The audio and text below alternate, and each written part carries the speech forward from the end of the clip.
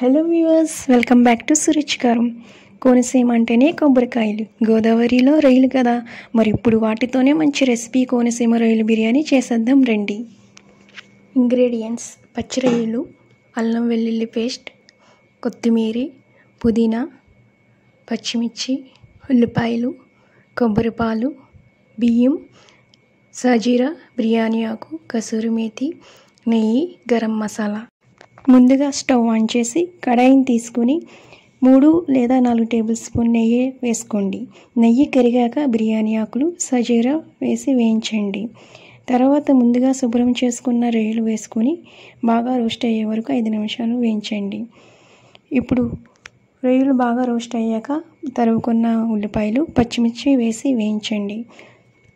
ఉల్లిపాయలు కొంచెం మగ్గాక ఫ్రెష్ పుదీనా ఆకులు, అల్లం వెల్లుల్లి పేస్ట్ వేసుకుని పచ్చివాసన పోయేంత వరకు వేయించండి. ఇప్పుడు కసూరి మేతి వేసి పసుపు, కారం, సరిపడా ఉప్పు వేసుకుని 1 నిమిషం కలపండి.